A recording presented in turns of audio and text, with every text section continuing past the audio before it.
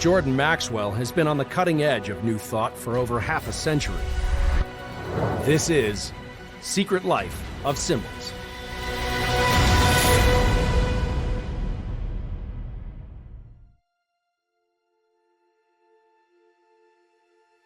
We think that we are getting better each day, and we have come from a more primitive society, but we are getting better every day and becoming more superior in knowledge and technology, when actually, in point of fact, we are digressing. We are moving away from what we were thousands and thousands of years ago. And I am of the opinion that our history has been vastly changed, and so that we don't really know the history of mankind on this earth. We are finding that there are temples on the ocean floor, pyramids, Machu Picchu, Chichen Itza, incredible structures of temples and knowledge which is displayed about the universe, about astrology, and the astronomical truths about the universe. The ancient, truly prehistoric and ancient people, they knew all about it. We're trying to catch up today to what they knew tens of thousands of years ago. We are finding everything that we think we know. It's already been here tens of thousands of years ago. There was a higher life forms on this earth than we are. I have a vision of, from the ancient world, were not what we would refer to as humans. I think that they looked like us maybe, or in some ways like us. They were far superior.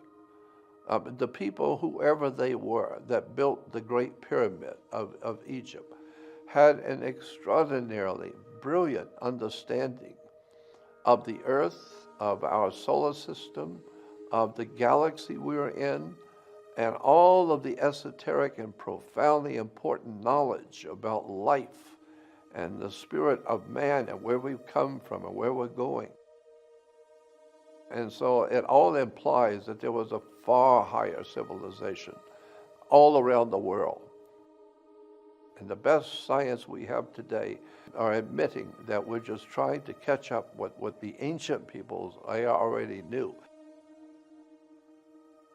These ancient, brilliant builders and teachers, they didn't grow into that. They came in fully developed. When you look at Egypt as a classic example. If you go to the very beginnings of Egypt, it came in as an extraordinarily brilliant society of builders and knowledge, and then eventually devolved into what Egypt is today. But there was a time when Egypt was in its prime when it was founded. So it didn't kind of work up to, as we say, we're working up to some kind of a wonderful future. But Egypt didn't do that. It came in at its pinnacle. How is that possible? The only way it's possible is because when whoever this was that we call the ancient Egyptians, they were not of this world to start with. They came here knowing all that we still are trying to find out. So it implies that they were not from here. They came in fully understanding the whole universe. And they were able to do things with their temples and with the way that they laid out the pyramids. They knew things we didn't know, and we still don't know. And we're still trying today. In metaphysics and in occultism, religion, we're trying to find the bottom line that the ancient peoples, they already knew. There is obviously a high science behind the life period. And all of the best of the best in our human life, like astrology and alchemy and all of the other, what I call sciences. Others would say, no, they're just belief systems. No, they're sciences, because when you really look into them, you begin to see that they're telling you things that scientists are just now beginning to realize. There's a higher occult or hidden. The word occult simply means hidden. And so there's obviously a higher science or an occult science behind mankind's ability to contemplate the spiritual aspects of life on the earth. Lots of ancient people already knew what we're trying to find out today. We know that the pyramids, say in Mexico and Central and South America, along with the great temples around the world, were solar temples. They were the center for astronomy. And so the ancient peoples were not looking for spiritual answers as such. They were looking at the actual universe and trying to figure out where we are, what we're doing, and what is the universe. And so from that inquiry into the actual setup of the way the universe operates, then from there they began to suspect that there was some kind of an unwritten, powerful laws in the universe that guided the sun, the moon, the planets, and the whole of the solar system.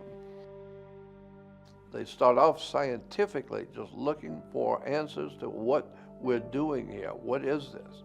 And from there, they began to develop religions or philosophies, alchemy, astrology, medicine, and then human interrelationships. And then from there, you get into all the other metaphysical pursuits. And that's why today the world is half scientific and yet half spiritual.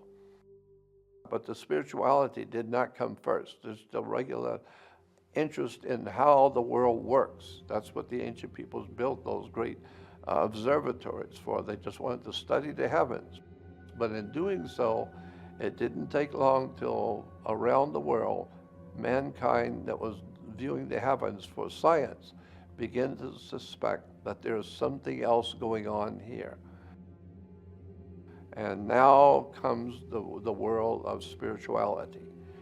As I said, the word occult simply means hidden. So there are many hidden sciences that the really bright people who are looking into these things know about. But generally speaking, the world of mankind is not really well informed about alchemy and about these sciences of spirituality. But that's growing now too. So people are beginning to wake up to the spiritual relevance to your life of spiritual subjects. I think that there is something there that needs to be looked at, this whole idea of where man has come from, where he is right now, and ultimately where is he going to go with his knowledge and with his life and experiences. What is the reason why we're having the experiences that each of us do have each day?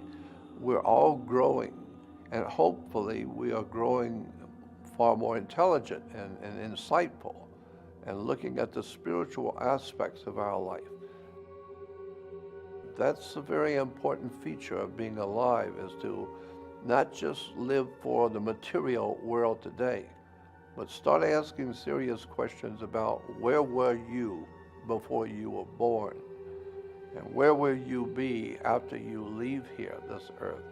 And what is the reason for our human life? And why are we learning so many hard lessons the hard way? There seems to be some sort of an overshadowing presence in the universe that men have called God, or some sort of an ultimate spiritual presence that is leading or directing our evolution. And if that be the case, which it seems to be, then maybe there is some hope yet for the human race. If enough people begin to wake up, spiritually speaking, and begin to look at their lives spiritually, then there might be hope for us yet, because this is why we are in the shape we're in today, because we are living in this me generation. And this generation that only cares about feeding itself and taking care of itself and enjoying itself, never realizing you have responsibilities to the world that you live in. and to help your fellow man to grow and to help educate other people. I can speak for myself in relation to the idea of why do we seek wisdom and spiritual knowledge. I have always understood that I have questions within myself that others can't answer. And for me, looking at these questions, they make a lot of sense to me. Why this and why that and why does this happen? So I have learned that to think deeply on these spiritual questions of life opened me up to a whole world of knowledge, because I realize how much I don't know. And I am also well aware of the spiritual implications of the laws in the universe around us. There are certain things you can do in this world and things you cannot do. And you will pay a terrible price for doing the things you're not supposed to do.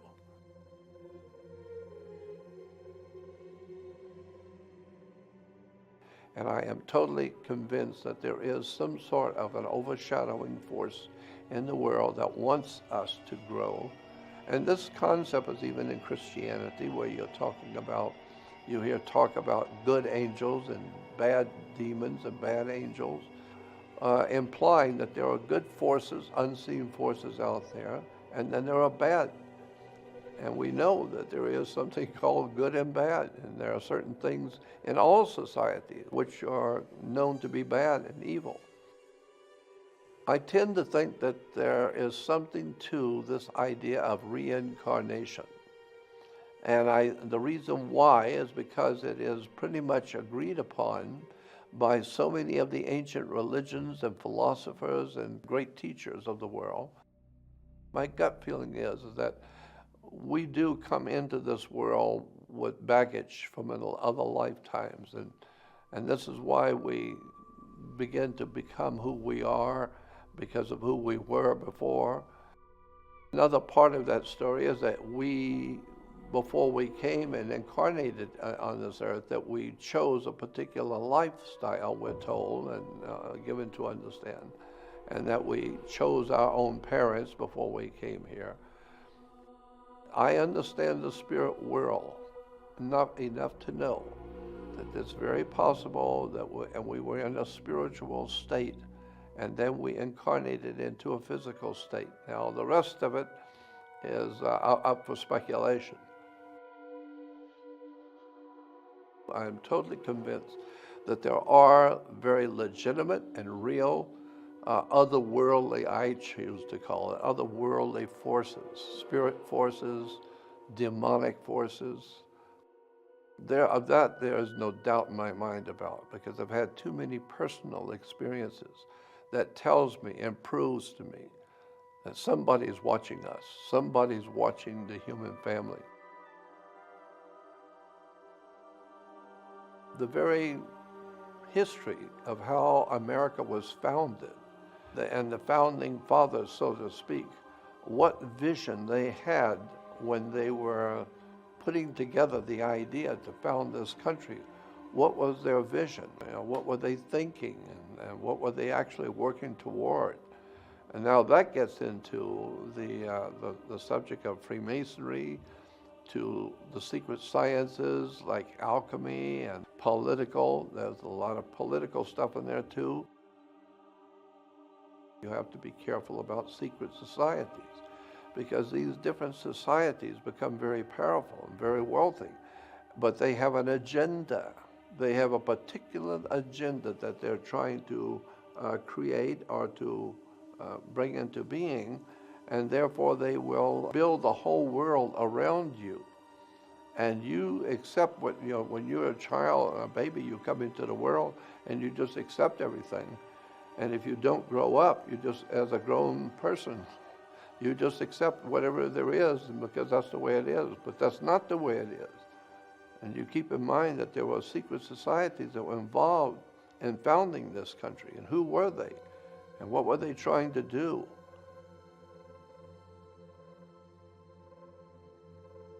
You have to know secret societies to understand why there are so many different symbols and emblems in Washington, D.C. and around the world. Because there's different groups, societies, that are working towards certain agenda, and they are putting symbols out that represent their agenda. We know that even in gangs, when you drive to neighborhoods like in Los Angeles, and there are scribblings on the walls of gangs, those symbols mean something. And if you're in a gang, you know what those symbols mean. They're telling you something. Whoever is controlling that area, that's their symbols.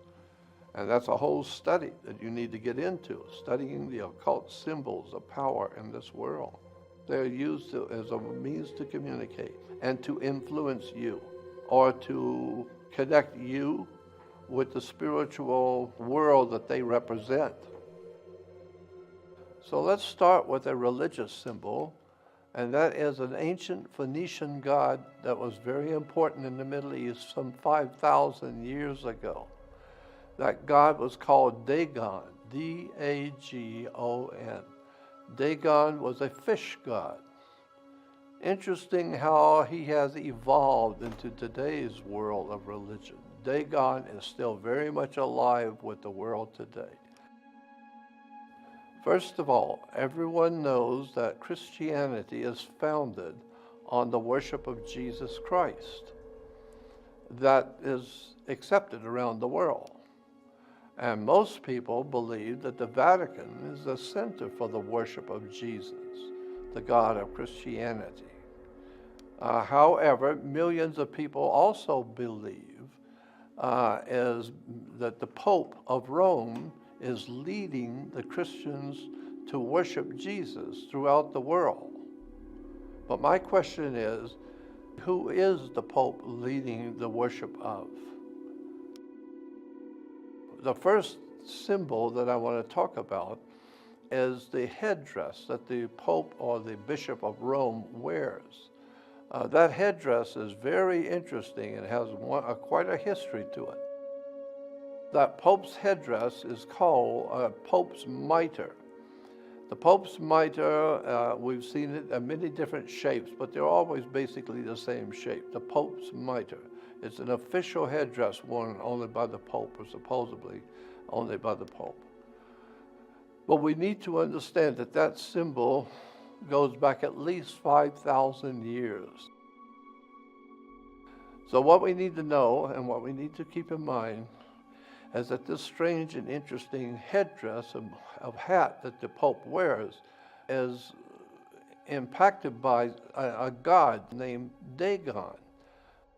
Dagon was a god of the Philistines, and Dagon comes from the word dag, which means fish. So Dagon was a fish god. And here we have pictures of another fish god named Anis, same god, but was worshipped in different countries under different names. So we have a god who's half fish and half man, or men who wear the garbs of a fish in their religious celebrations. So here in the Jewish Encyclopedia, under the heading of Dagon, you will see a picture of the priest of Dagon, or the god himself, and he's wearing a fish head and the body of a fish down his back. So now we see the Pope's headdress. On the top is the Pope's mitre. But when turned, you then see he's actually wearing a fish head, the fish god Dagon, because he's representing the worship of an ancient Phoenician god.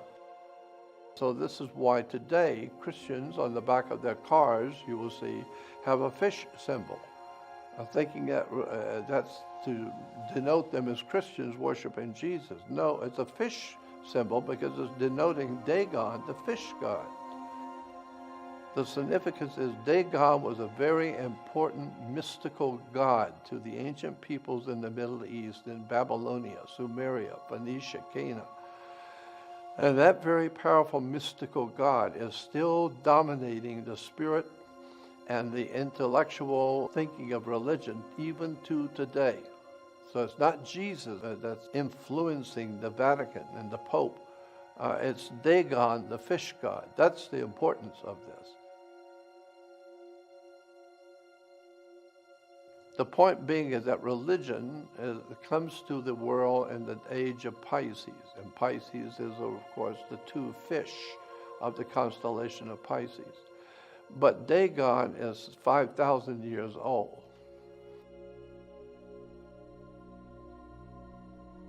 Another one of the symbols I find to be very interesting that's used quite often around the world today, but a lot of people don't know how it's connected to the religions of today, and that is a magic wand. Magic wands, we've heard in stories galore from children, from childhood days, about magicians who use a magic wand. Well, the magic wand is just what it says it is. It's some sort of a branch of a tree that has been consecrated and made holy by blessings from the priest. And now it has a magical quality that can do things that humans can't do. The Druid priests, they used the wood of a holly tree. They used Hollywood. And that's where we get the term today, Hollywood, and the magic of Hollywood. Today we have Hollywood, we have Mickey Mouse waving a magic wand.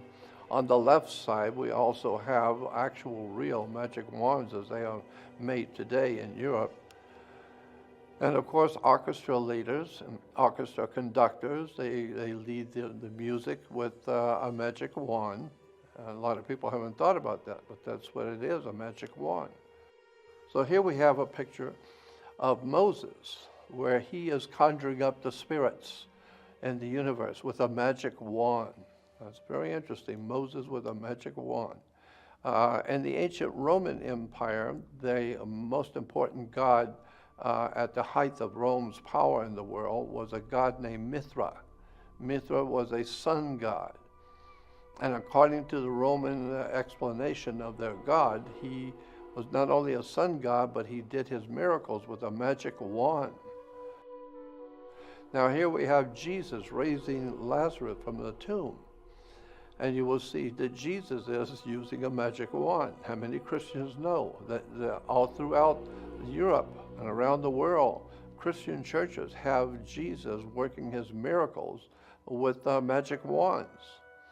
A lot of people don't know that, So we hear all about the magical things that Jesus was able to do, but here in the actual churches, we see that Jesus is doing his miracles with a magic wand.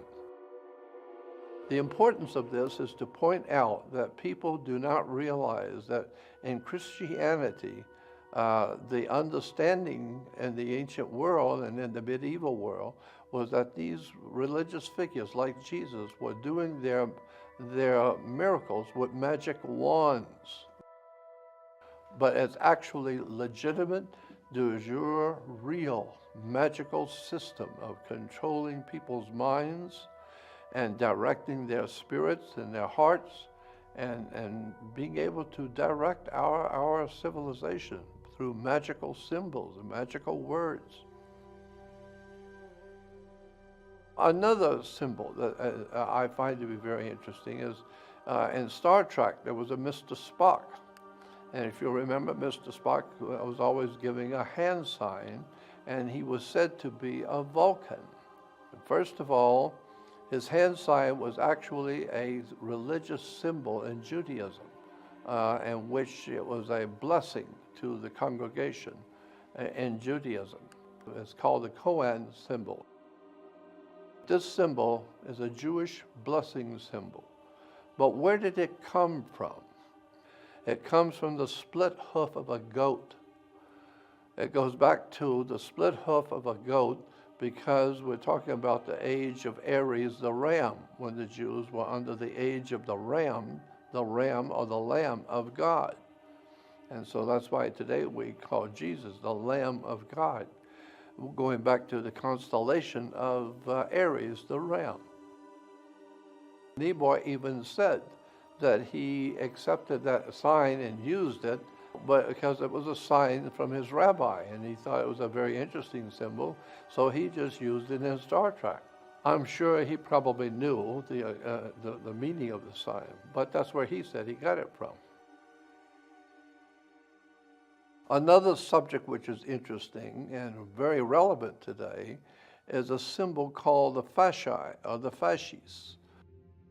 On the back of an American dime, you will see a bundle of sticks tied together, and it has an axe head with it. That is called a fasci, and this is an ancient Etruscan symbol that was adopted by the Roman Empire to symbolize Rome's power. It's an old ancient Etruscan symbol, but it's very important to the Roman Empire. Ancient Rome's philosophy was, if it's just one stick, you can beat somebody with a stick, but it's not going to hurt them really. But if you got 2 or 3 sticks, now it's going to be a little bit heavier deal. But if you get 5 or 6 sticks and tie them together as one, now you've got serious strength. Now when you beat somebody with 6 or 8 sticks tied together, that's serious. And so then they put a hatchet head on it because an axe head always represented, in almost all the ancient cultures of the world, accepted that the axe head represented the presence of God. God was the great hatchet. He's giving you the axe. And so the hatchet head represented God, and the bundle of sticks represented a coalition of troops. So when Rome would go into to another country to overtake it, they would take troops from this group and troops from that group and put them all together. Now you've got a strong force. It's not just Romans. It's all kinds of other countries are with you. And so that's what we hear today when we hear the presidents talking about during the Middle East. They have a coalition of countries, not just America. We have other countries with us. It's a coalition. Coalition is another name for fasci, which is a symbol for world fascism, when you can get all the countries together and have them all doing the same thing, all of the countries marching to the same tune. Now you've got a strong military force. The fasci was usually carried officially behind Caesar. He would be in the front of the parade or whatever, and there would be what is called lectors behind him, and they would be holding the fasci, symbolizing Caesar's power over life and death. He is the man. He's the boss. And so the lectors would be standing on both sides of Caesar on the altars when Caesar was speaking, holding those fasci, so that the Roman people know he has the right to life and death. So here you'll see in World War II with Mussolini on the left, and his symbol for his government, a fasci. Well, of course, he's Italian, and that goes back to the Roman Empire. And so here we have a Nazi, as you'll see, the swastika and the Nazi eagle, like the American bald eagle. But you'll see the 2 fascis on each side of the swastika. This is because Germany was in league with Italy during the Second World War. Mussolini had in mind to do the same thing Adolf Hitler wanted to do, was to create a new world order. And so Mussolini saw that new world order as being Catholic, as to be Roman, while Germany saw it to be German and not Italian. But the two together, I suppose they figured they'll work that out once they take over the world. Well, Mussolini actually, according to history books, actually thought of himself as Caesar. He saw himself in his position of power at the time of the Second World War as Caesar of the ancient Roman Empire, and therefore it would be right that he would pick the symbol that Caesar used to show his power. And so that's why the fasci became so fashionable in Italy. But the 2 fascis you will also see on the wall behind where the Speaker of the House sits when the President is making a speech. The United States has secret societies in their government, and behind the government are very powerful secret societies that see itself, these societies see themselves as the promoters and to generate a new world order. All countries copy each other. The fascists copied the Etruscans, the Romans copied the Greeks, and the Greeks copied the Egyptians, and that's just the way humans are. As much as we change, the more we stay the same. We're all still adopting the same symbols that we adopted under the Egyptian Empire. We're still using those symbols today, pyramids. And let's talk about the pyramid. And we all recognize that there's 3 beautiful pyramids on what is called the Giza Plateau in Egypt. But my question is, there's only one of the 3 of those pyramids is referred to as the Great Pyramid. First of all, you need to know that the pyramid that's directly behind the Sphinx is not the Great Pyramid. It is a Great Pyramid in Egypt, but it is not the Great Pyramid. This is the Great Pyramid of Egypt. How many sides does the Great Pyramid have? Well, you would think if there's 4 sides, and then there's the bottom is a side, so it would be 5-sided pyramid. But actually, in point of fact, no, the Great Pyramid is 9 sides. Why? Because on the first day of the spring equinox or the fall equinox, if you're in the right place at the right moment when the sun hits the pyramid, you will see that each side is divided down the middle, but so subtle that when you're there at the pyramid, you don't notice it. But on the first day of spring and autumn, you will see the Great Pyramid is divided down the middle.